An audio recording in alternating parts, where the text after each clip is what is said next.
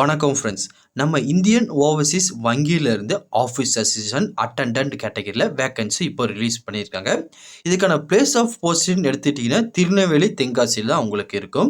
இந்த வேலைவாய்ப்புக்கு முழுக்க முழுக்க நீங்கள் ஆஃப்லைன் மூலியமாக தான் விண்ணப்பிக்க முடியும். ஆஃப்லைனில் எப்படி விண்ணப்பிக்கணும், அந்த அப்ளிகேஷன் ஃபார்மை எப்படி ஃபில் பண்ணணும், இது எந்த அட்ரஸ்க்கு அனுப்பணும், எந்த டேட்டுக்குள்ளே அனுப்பணும் அப்படின்னு சொல்லி ஃபுல் இன்ஃபர்மேஷன் ஒன் பை ஒன்னாக டீட்டெயிலாக இந்த வீடியோவில் பார்க்கலாம். அதை பார்க்குறதுக்கு முன்னாடி நீங்கள் நம்ம சேனலுக்கு புதியவராக இருந்தீங்கன்னா மறக்காமல் நம்ம சேனலை சப்ஸ்கிரைப் பண்ணிட்டு பக்கத்தில் இருக்க பெல் ஐகானை கிளிக் பண்ணிட்டு ஆளுங்க செட் பண்ணிக்கோங்க. அப்போ தான் நம்ம போடுற வீடியோ எல்லாமே உங்களுக்கு உடனே கிடைக்கும். இப்போ வாங்க ஃப்ரெண்ட்ஸ் வீடியோக்குள்ளே போகலாம். இதுதான் அந்த வேலைவாய்ப்புக்கான அஃபிஷியல் நோட்டிஃபிகேஷன்.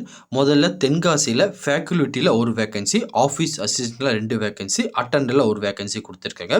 அதுக்கப்புறம் திருநெல்வேலியில் ஆஃபீஸ் அசிஸ்டன்ட் இந்த கேட்டகரியில் மட்டும் வந்து பார்த்தீங்கன்னா ஒரு வேகன்சி கொடுத்துருக்காங்க. என்ன ப்ரோ இவ்வளோ கம்மியான வேகன்சிக்காக நீங்கள் வீடியோ போட்டிங்கன்னு சொல்லி நிறைய பேர் கேட்பீங்க. கம்மியான வேகன்சின்னு சொல்லி நினைக்காதீங்க. இதில் வந்து பார்த்தீங்கன்னா காம்படிஷன் உங்களுக்கு ரொம்ப கம்மியாகவே இருக்கும். நிறைய பேர் இப்படி நினச்சி அதுக்கு அப்ளை பண்ணாமல் போயிடுவாங்க. நீங்கள் இந்த நியர்பை வந்து பார்த்தீங்கன்னா திருநெல்வேலி தென்காசி பக்கத்தில் இருக்கீங்க, இல்லை நீங்கள் அந்த டிஸ்ட்ரிக்டில் இருக்கீங்க அப்படின்னா கண்டிப்பாக இந்த ஜாப்க்கு நீங்கள் அப்ளை பண்ணுங்கள். ஏன்னா வந்து பார்த்தீங்கன்னா நிறைய பேர் வேகன்சி கம்மியாக இருக்குன்னு அப்ளை பண்ணாமல் போயிடுவாங்க. ஒன்ஸ் நீங்கள் அப்ளை பண்ணும்போது இந்த வேலை உங்களுக்கு கிடைக்கிறதுக்கு 100க்கு 100% வந்து பார்த்தீங்கன்னா சான்ஸ் இருக்குது. அதனால் இந்த ஒரு அரிய வாய்ப்பை நீங்கள் மிஸ் பண்ணிடாமல் நீங்கள் இந்த வேலை வாய்ப்புக்கு விண்ணப்பிச்சுக்கோங்க. அதுக்கப்புறம் இதுக்கான ஏஜ் லிமிட் என்ன ப்ரோ அப்படின்னு சொல்லி நிறைய பேர் கேட்பீங்க. இதுக்கான ஏஜ் லிமிட் எடுத்துக்கிட்டிங்கன்னா மினிமம் 22 மேக்ஸிமம் 40 வயசுக்குள்ளே இருக்கீங்கன்னு நீங்கள் இதுக்கு அழகாக அப்ளை பண்ணிக்கலாம். ஒன்றுமே பிரச்சனை கிடையாது.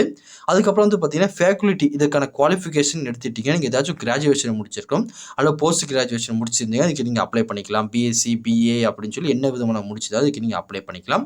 ப்ளஸ் வந்து பார்த்தீங்கன்னா கம்ப்யூட்டர் நாலேஜ் உங்களுக்கு இருக்கணும், லோக்கல் லாங்குவேஜ் ஸ்கில் இருக்கணும், ஹிந்தி இங்கிலீஷ் வந்து பார்த்தீங்கன்னா ஃப்ளூவெண்ட்டாக பேச தெரிஞ்சால் உங்களுக்கு எக்ஸ்ட்ரா ஒரு அட்வான்டேஜாக தான் இருக்கும் அப்படின்னு சொல்லி கொடுத்துருக்காங்க. கம்பல்சரியாக வேணும் அப்படின்னு சொல்லி அவங்க கொடுக்கல. ப்ளஸ் வந்து பார்த்தீங்கன்னா நல்ல டைப்பிங் ஸ்கில் உங்ககிட்ட இருக்கணும். லோக்கல் லாங்குவேஜ் அதாவது பார்த்தீங்கன்னா உங்கள் தமிழ் லாங்குவேஜும் நல்ல டைப்பிங் ஸ்கில் இருந்தால் மட்டும் போதுமானது அப்படின்னு சொல்லி கொடுத்துருக்காங்க. அதுக்கடுத்த கேட்டகரி வந்து பார்த்தீங்கன்னா ஆஃபீஸ் அசிஸ்டன்ட். இதுக்கு வந்து பார்த்தீங்கன்னா ஏதாச்சும் கிராஜுவேஷன் முடிச்சிருக்கணும். ப்ளஸ் வந்து பார்த்தீங்கன்னா பேசிக் நாலேஜ் வந்து பார்த்தீங்கன்னா இந்த அக்கௌண்ட்ஸ் மெயின்டைன் பண்ணுறதுக்கு பற்றி பேசிக் நாலேஜ் உங்ககிட்ட இருக்கணும். ப்ளஸ் வந்து பார்த்தீங்கன்னா ஃப்ளூவெண்ட்டாக உங்களுக்கு வந்து பார்த்தீங்கன்னா லோக்கல் லாங்குவேஜை பேசவும் தெரிஞ்சிருக்கணும், எழுதவும் தெரிஞ்சிருக்கணும் கொடுத்துருக்காங்க. அதுக்கப்புறம் ஹிந்தி ஆர் இங்கிலீஷ் வந்து பார்த்தீங்கன்னா அடிஷனல் குவாலிஃபிகேஷன் உங்களுக்கு தெரிஞ்சால் நல்லது அப்படின்னு சொல்லி சொல்லியிருக்காங்க. அதுக்கப்புறம் கம்ப்யூட்டரில் வந்து பார்த்தீங்கன்னா MS office, word, excel, Tally, internet வந்து பார்த்தீங்கன்னா இதெல்லாம் உங்களுக்கு பேசிக்காக தெரிஞ்சிடும். ப்ளஸ் வந்து பார்த்தீங்கன்னா டைப்பிங் ஸ்கில் உங்களுக்கு இங்கிலீஷில் இருந்தால் ஒரு ப்ரிஃபரன்ஸ் கொடுப்போம், அட்வான்டேஜாக தான் கொடுப்போம் அப்படின்னு சொல்லி மென்ஷன் பண்ணியிருக்காங்க. அதுக்கப்புறம் வந்து அட்டெண்டர் இதுக்கு வந்து பார்த்தீங்கன்னா மினிமம் நீங்கள் 10th படிச்சிருந்தால் போதுமானது. அதுக்கப்புறம் வந்து பார்த்தீங்கன்னா உங்களுக்கு பேசிக்காக லோக்கல் லாங்குவேஜ் அதாவது தமிழ் எழுத படிக்க தெரிஞ்சால் மட்டும் போதுமானது. இதுக்கு நீங்கள் விண்ணப்பிச்சுக்கலாம் அப்படின்னு சொல்லியிருக்காங்க. அதுக்கப்புறம் நீங்கள் என்ன டிஸ்ட்ரிக்ட் அப்ளை பண்ண போறீங்களோ அந்த டிஸ்ட்ரிக்ட் நீங்கள் நேட்டிவாக கொண்டு இருந்தால் மட்டும் தான் இதுக்கு நீங்கள் அப்ளை பண்ண முடியும். அதர் டிஸ்ட்ரிக்ட் இருக்கும்போது இதுக்கு நீங்கள் அப்ளை பண்ண முடியாது. அதுக்கப்புறம் இதுக்கான செலக்ஷன் ப்ராசஸ்ன்னு எடுத்துட்டிங்கன்னா ஒவ்வொரு கேட்டகரிக்கும் வந்து பார்த்தீங்கன்னா தனித்தனியாக செலக்ஷன் ப்ராசஸ் பிரிச்சிருக்காங்க. ஃபர்ஸ்ட் வந்து பார்த்தீங்கன்னா நீங்கள் ஃபேக்கல்ட்டிக்கு அப்ளை பண்ணுறீங்கன்னா ரைட்டன் டெஸ்ட்டும் இருக்கும், பர்சனல் இன்டர்வியூ இருக்கட்டும், அதுக்கப்புறம் வந்து பார்த்தீங்கன்னா ப்ரெசன்டேஷனும் உங்களுக்கு இருக்கும். இதே வந்து பார்த்தீங்கன்னா ஆஃபீஸ் அசிஸ்டன்ட் கேட்டகரிக்கு அப்ளை பண்ணீங்கன்னா ரைட்டன் டெஸ்ட் உண்டு, பர்சனல் இன்டர்வியூ மட்டும் தான் உங்களுக்கு உண்டு, ப்ரெசன்டேஷன் எதுவுமே கிடையாது.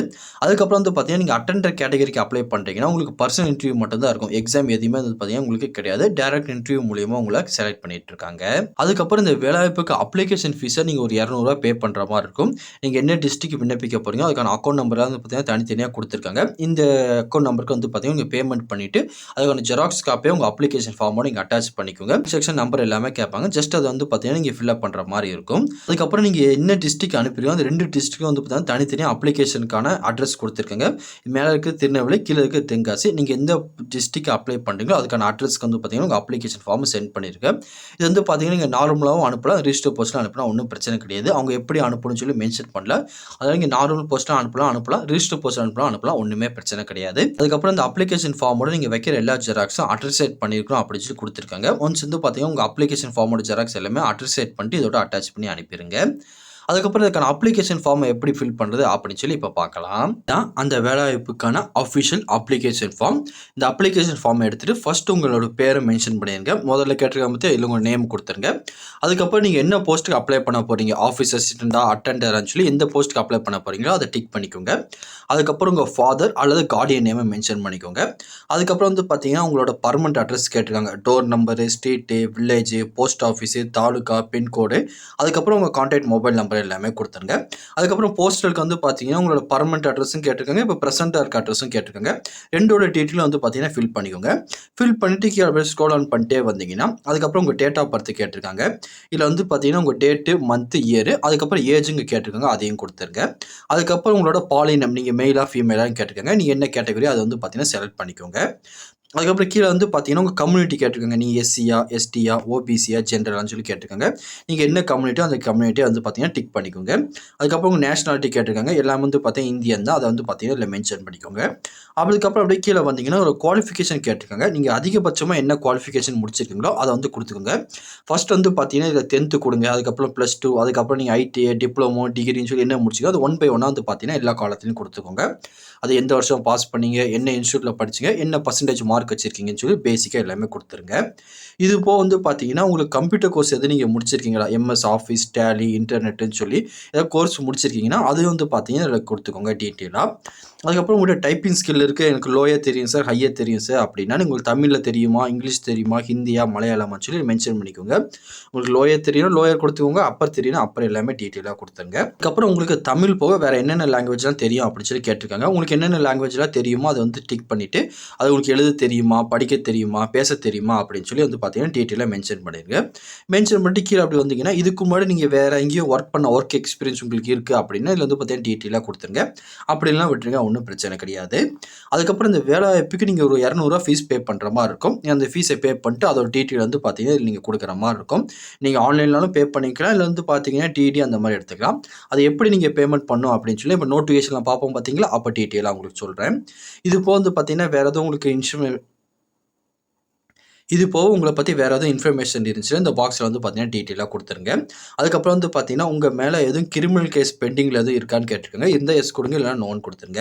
அதுக்கப்புறம் இந்த அப்ளிகேஷன் ஃபார்மோட நீங்கள் என்னென்ன டாக்குமெண்ட்லாம் அட்டாச் பண்ணி சொல்லி அவங்களே கொடுத்துட்டாங்க. ஃபஸ்ட்டு உங்கள் 10th மார்க் ஷீட்டு, அதுக்கப்புறம் 12th, அதுக்கப்புறம் நீங்கள் பிஜி, யூஜின்னு சொல்லி எதாவது முடிச்சுன்னா அதோட சர்டிஃபிகேட்டோட ஜெராக்ஸ் எல்லாமே அட்டாச் பண்ணிக்கோங்க. அதுக்கப்புறம் உங்கள் கம்ப்யூட்டர் சர்டிஃபிகேட்டு, அதுக்கப்புறம் டைப்பிங் உள்ளது, அதுக்கப்புறம் எக்ஸ்பீரியன்ஸு, அதுக்கப்புறம் கம்யூனிட்டி, இந்த சர்டிஃபிகேட்டில் நீங்கள் அட்டாச் பண்ணால் போதுமானது. நீங்கள் வந்து பார்த்தீங்கன்னா எதுக்கு அப்ளை பண்ணுறீங்களோ அதுக்கு நேராக வந்து பார்த்தீங்கன்னா நீங்கள் என்னென்ன சர்டிஃபிகேட் அட்டாச் பண்ணிக்கோ அதை டிக் பண்ணிக்கோங்க. நீங்கள் ஆஃபீஸ் செஷன் அட்டன் பண்ணுறீங்களா, அட்டெண்டரா, ஃபேக்ஸரியான்னு சொல்லி எதுக்கோ அதுக்கேற்ற மாதிரி வந்து பார்த்தீங்கன்னா கொடுத்துருங்க. கொடுத்து முடிச்சு அப்படியே கீழே ஸ்க்ரோல் ஆன் பண்ணிட்டே வந்தீங்கன்னா கீழே வந்து பார்த்தீங்கன்னா இங்கே சிக்னேச்சர் கேட்டுப்பாங்க, உங்கள் சிக்னேச்சர் கொடுத்துங்க. இங்கே பிளேஸு, டேட் எல்லாமே கொடுத்துங்க. அதுக்கப்புறம் இந்த அப்ளிகேஷன் ஃபார்மை மேலே நோட்டிஃபிகேஷனில் பார்த்தோன்னு தெரியுமா 2 அட்ரஸு, நீங்கள் எந்த டிஸ்ட்ரிக்ட் அப்ளை பண்ணியிருக்கீங்களோ அந்த டிஸ்ட்ரிக்டான அட்ரஸை ஃபில் பண்ணி இந்த அப்ளிகேஷன் ஃபார்மை சென்ட் பண்ணியிருக்கேன். இந்த அப்ளிகேஷன் ஃபார்மோட உங்கள் எஜுகேஷன் டாக்குமெண்ட்டு, உங்கள் ஆதார் கார்டு, அதுக்கப்புறம் வந்து பார்த்தீங்கன்னா உங்கள் கம்ப்யூட்டரு இல்லை டைப்பிங் எதாவது தெரியுமா அந்த சர்டிஃபிகேட் ஜெராக்ஸ் எல்லாமே அட்ரஸ் செட் பண்ணி இதோட வந்து பார்த்தீங்கன்னா அட்டாச் பண்ணி அனுப்பிடுங்க. வேறு எதாவது இதை பற்றி உங்களுக்கு டவுட் இருந்தாலும் கீழே கமெண்ட் செக்ஷனில் தெரிவிங்க, கண்டிப்பாக உங்களுக்கு நான் கிளியர் பண்ணி தரேன். இந்த பதிவு கண்டிப்பாக உங்களுக்கு பயனுள்ளதாக இருக்கும்னு நினைக்கிறேன். தெரியாதவங்க ஃப்ரெண்ட்ஸ்க்கும் இந்த வீடியோ ஷேர் பண்ணுங்கள், பிடிச்சிருந்தா ஒரு லைக் பண்ணுங்கள். அடுத்த ஒரு பயனுள்ள வீடியோ சந்திக்கலாம். Thank you and bye bye friends.